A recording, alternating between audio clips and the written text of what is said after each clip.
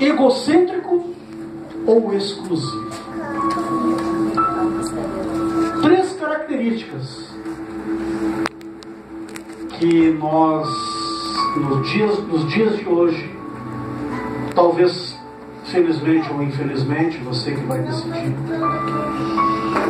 nós temos vistos dentro da casa que se diz do Senhor. Amém? Então, em reverência a essa mensagem, aquele que pudesse colocar de pé, vamos ler então a partir do versículo 44, quando Jesus então nos explica as Escrituras. Amém? O pessoal que está encarregado com as crianças, se quiser levar para lá, quem é que vai dar lá? A Laurinha? Nos diz assim então: a seguir, disse Jesus: são estas as palavras que eu vos falei, estando ainda convosco, importa se cumprisse tudo o que de mim está escrito na lei de Moisés, os profetas e os salmos.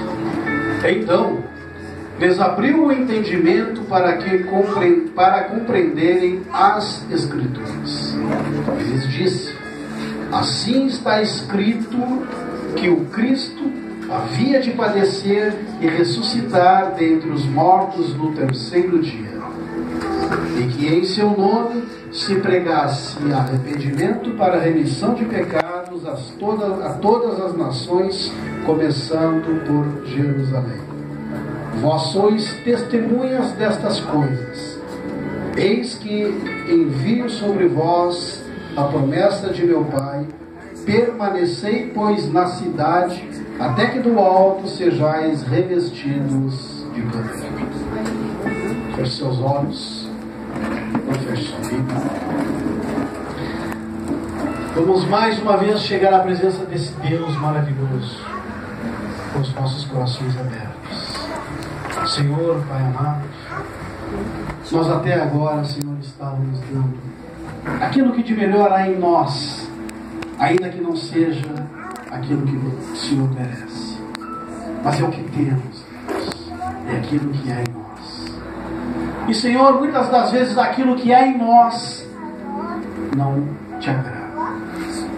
Senhor, nos ensina, Senhor, dia após dia, nos anularmos de nós mesmos, para que prevaleça sobre nós, sobre as nossas vidas, sobre os nossos pensamentos, o Teu Espírito, o Teu entendimento, o Teu ensinamento.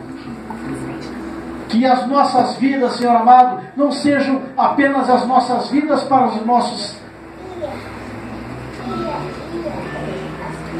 desejos, mas que sejam as nossas vidas para o Teu agir. E que nesse agir, Senhor amado, venha o Teu Espírito Santo nos guiar, nos dirigir, nos conduzir pelos caminhos pelos quais, Deus, nós venhamos agradar Teu coração. Senhor, nesta noite estamos mais uma vez neste ministério. Também sabemos que outros ministérios estão na Tua presença também esta noite. Falar com eles da mesma forma que nós falar conosco,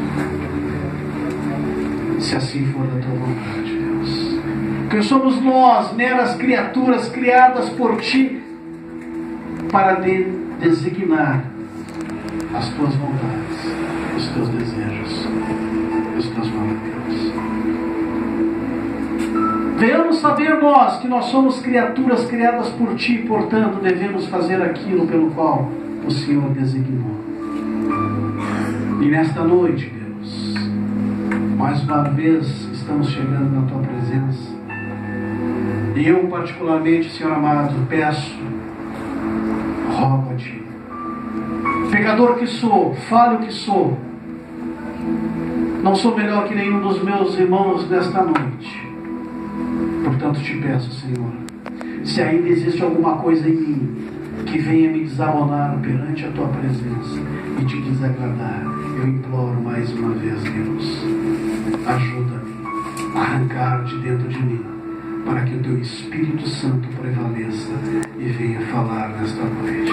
Não seja mais meus pensamentos, não seja mais as minhas vontades, nem a minha boca, mas sim, Senhor, o agir do teu Espírito Santo sobre esse vaso que implora ser usado por ti nesta noite, em nome de Jesus.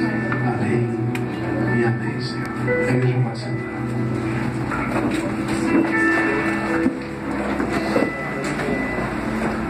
Por que nós poderíamos destacar com esta mensagem 3 características do crente dentro da igreja? Será que o crente dentro da igreja tem sido egoísta? Será que o crente dentro da igreja hoje tem sido egocêntrico? Ou será que ele tem sido exclusivo? Exclusivo para a ação do Espírito Santo sobre ele. O problema está, amados, em nós não fazemos a seguinte pergunta: o que Deus espera de mim como ministro? O que Deus espera de mim como ministério? O que está acontecendo muitas vezes é o contrário. É o que eu quero fazer para Deus no meu ministério. Isso tem acontecido. Será que eu tenho verdadeiramente colocado o meu ministério diante de Deus e pedir: Senhor, vem fazer na minha vida aquilo que tu quer fazer?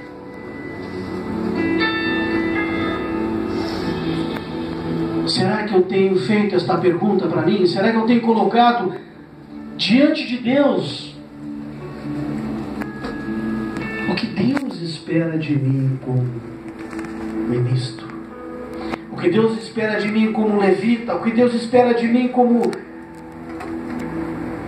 até mesmo aquele que limpa o banheiro da igreja? Não tem estabilidade.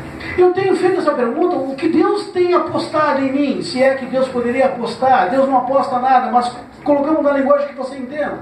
O que Deus tem colocado? O que Deus tem esperado de mim? Eu tenho realizado? Eu tenho feito?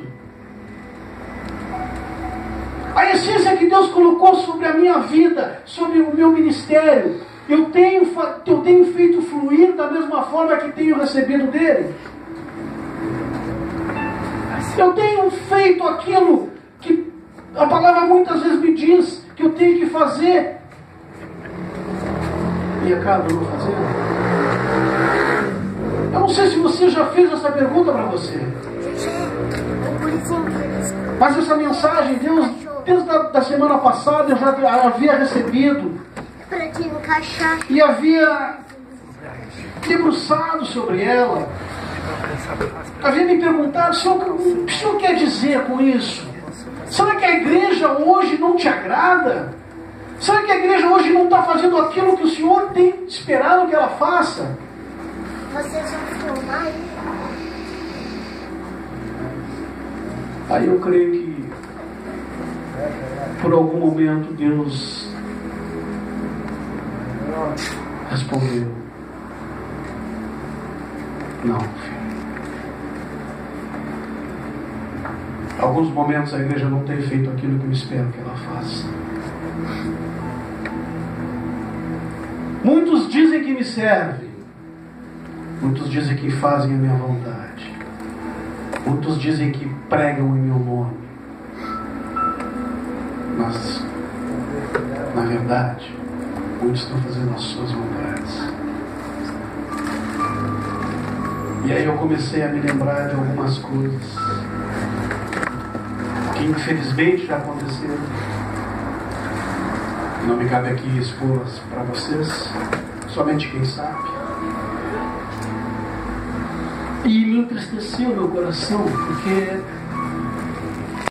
dentro desses acontecimentos tem pessoas que a gente tem orado, tem apostado, tem confiado. E aí a gente acaba entendendo. Muitas das vezes nós colocamos as nossas vontades. E aí a essência de Deus sobre o nosso ministério sai. Porque aí prevalecem as nossas vontades, os nossos desejos, os nossos planos. O eu. Sempre o eu. O eu. E aonde está o eu, jamais vai habitar o Espírito Santo de Deus.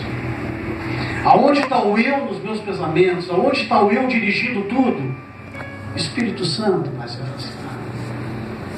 E a essência, aquela essência que somente nós temos, nós somos os únicos seres vivos que pisam este planeta, que temos duas essências, uma terrena e outra divina. Somente nós somos especiais. Somente nós podemos desfrutar da essência divina sobre as nossas vidas. E muitas das vezes nós a colocamos de lado. O que temos feito com a essência de Deus sobre os nossos ministérios.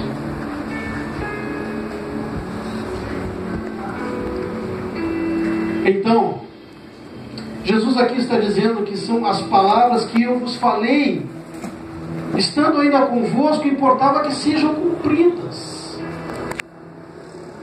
Tudo que de mim está escrito na lei de Moisés, nos profetas e nos salmos. Então é Jesus que está dizendo. O que ele tem colocado, o que ele tem ensinado, tem sido aquilo que eu tenho feito, tem sido aquilo que as minhas vontades sejam as mesmas que o ensinamento das Escrituras. Por isso Jesus está dizendo aqui a explicação da Escritura. Então abriu o entendimento para compreenderem as Escrituras. E ele diz: assim está escrito que o Cristo havia de padecer e ressuscitar dentre os mortos no terceiro dia. Muitos não entenderam isso. Só que no capítulo de Lucas 9, versículo 9 a 22, diz assim: o discípulo de Jesus deve levar a sua cruz. E no versículo 22 de Lucas diz assim: é necessário que o Filho do Homem sofra muitas coisas, seja rejeitado pelos anciãos, pelos principais sacerdotes e pelos escribas, seja morto e no terceiro dia ressuscite. Esse é um plano de Deus. Um plano de Deus que se tornou corriqueiro. Por que corriqueiro, pastor? Sim, se tornou. Porque muitos ouviram essa palavra, que Jesus é o Filho de Deus, que morreria e ressuscitaria ao terceiro dia. Glória a Deus. Mas este plano foi entendido. Por que esse plano teria que ser idealizado nesta terra? E eu vou explicar rapidinho só uma coisa. Todos sabem aqui quem é Lúcifer. Todos sabem que ele era um anjo, na qual Deus confiava. Só que esse anjo corrompeu uma adoração, um terço da adoração do céu. Vocês sabem disso, mas somente para que nós viemos a entender isso aqui. Ele conseguiu corromper um terço. Então Deus sabe o que há no nosso coração antes mesmo que nós viemos a sentir. Deus sabe o que nós viemos a pensar antes mesmo que esse pensamento venha sobre as nossas mentes. Deus sabe de tudo. Deus percebeu isso tudo. Tirou toda a formosura, tirou toda a beleza de Lúcifer, mas não tirou os seus poderes. Porque Deus sabia que ele tinha que completar a adoração no céu. Para Deus bastava dizer: completa-se a adoração no céu. Assim como ele disse que haja terra, haja água, haja vida na terra, ele poderia dizer na própria adoração, no próprio mundo dele: complete-se a adoração. E ela se completaria. Mas não, Ele preferiu criar você e a mim, para que nós viéssemos a completar a adoração no céu, que hoje está debilitado. Sabe por quê? Porque está faltando você. E Deus em João 4 diz: eis que procurou verdadeiros adoradores que me adorem em espírito e em verdade. Assim como o irmão louvou aqui, o irmão Josué falou que nós temos que adorar esse Deus, venhamos a adorar esse Deus de todo o nosso coração. Será que nós temos feito isso? Ou somente como estamos dentro da igreja? Deus espera você completar a adoração do céu. Deus está contando comigo, com você. Amém, igreja? Só que Satanás sabe também disso. Então Deus elabora um plano. Um plano aos olhos do homem suicida. Aos olhos do homem, um plano até que o próprio homem até não entenderia. Deus dá seu próprio filho. Mas é que se você pudesse imaginar uma conversa entre Satanás e Deus, e ele conversa com Deus quando Deus permite, todos sabem a história de Jó, e Deus dizendo para Satanás, aliás, Satanás dizendo para Deus: daí do teu reino tu me expulsou, só que agora aqui neste mundo eu venço aqueles que tu criou, aqui eles estão sendo derrotados por mim. E era verdade. Então Deus chama Jesus e diz: meu filho, desce lá. Lá irás fazer tudo aquilo que eu estou te orientando aqui. Satanás não vai perceber. Satanás estará achando que está me derrotando com a tua morte. Mas é através da tua morte que tu vai trazer de volta para cá. E eu vou guardar isso em um lugar bem seguro. Satanás vai achar que vai te vencer, mas tu vai trazer para cá, sobre a tua cara, todo dado que ele lança no meu povo, todo dado que ele lança na minha igreja, todo dado que ele lança na família, todo dado que ele lança nos relacionamentos, tudo tu vai trazer para cá. E aquele que honrar o sacrifício que tu fez naquela cruz, esse terá o direito de me adorar neste céu. Você está entendendo? Plano de Deus. Só que muitos não entenderam isso. E muitos não conseguem entender até hoje, porque estão dentro da casa de Deus, dizendo que não pode fazer isso, não pode fazer aquilo. O meu chamado não é esse, o meu chamado é... Amados, dons é de tocar, é de cantar. Quem dera eu pudesse, eu adoro tanto teclado, mas Deus não me deu dom, vou fazer aquilo. É que nem a história do oleiro. Eu tenho que ser aquele vaso que Deus quer que eu seja. Não adianta eu querer ser uma chaleira se Deus quer que eu seja um bule, seja uma caneca. Você está entendendo? Eu tenho que ser aquilo que Deus quer que eu seja, não aquilo que eu quero ser. Eu faço um barulhinho aqui no teclado. Eu faço um stringzinho também. Mas não é isso que Deus quer. Isso é dom. Chamado é diferente de dom. Dom qualquer um de nós pode ter, se Deus quiser. Chamado, todos nós vamos ter. Todos nós temos. Você quer saber por quê? Porque Deus deu seu Filho. E além de dar o seu Filho teve aqui e disse, quem quiser abrir Mateus 28, vai entender o que eu vou dizer agora. Mateus 28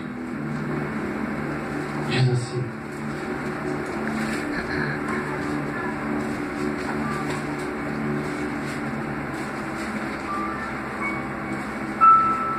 versículo 19: ide, portanto, Fazei discípulos de todas as nações, batizando-os em nome do Pai, do Filho e do Espírito Santo, ensinando-os a guardar todas as coisas que vos tenho ordenado. E eis que estou convosco todos os dias, até a consumação dos séculos. Isso aqui é chamado, isso aqui é mandamento. Chamado todos nós temos. Se você disser que Deus não tem chamado para você, então você não conhece esse Deus. Aí eu te pergunto, aonde tens feito isso? Ah, pastora, mas eu estou dentro da igreja, eu vou lá, eu toco, eu canto, tá, beleza, glória a Deus por isso, mas eu quero ver o teu chamado. Aonde tu tens colocado o teu chamado? Tens pregado? Tem saído da tua zona de conforto e lá falar deste evangelho? Eu acho que muitas das vezes nós não fazemos isso. Nós damos importância para dons. Aquele irmão tem o dom de falar em língua, aquele irmão tem o dom de revelação, aquele irmão tem o dom de tocar um teclado brilhantemente, a bateria brilhantemente. Aquela irmãzinha dança que parece que está nas nuvens. Isso é dom. Deus te deu esse dom para que tu viesse usá-lo em prol deste chamado. O que mais importa para Deus não é teu dom. O que mais importa para Deus não é aquilo que Ele deu para ti, porque Ele pode sacar de ti. O que mais importa para Deus é a confiança que Ele está depositando em mim e em você. O chamado.